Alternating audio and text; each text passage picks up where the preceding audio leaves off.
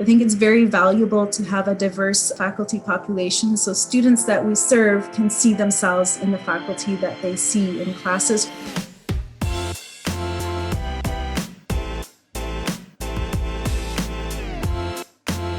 My name is Saima Sheikh. I'm a faculty with Faculty of Health Sciences and Wellness.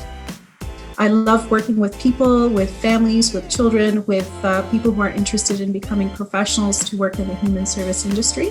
I think my passion for teaching comes from just the joy of learning and finding the spark and the aha moment that students demonstrate once they get it. Hello. Welcome. So I just wanted to read some things that students can look forward to are live interviews with professionals in the community and industry so that you're interacting with them and getting the feedback that you would have gotten from them in a face-to-face environment. So we can get back to you more efficiently.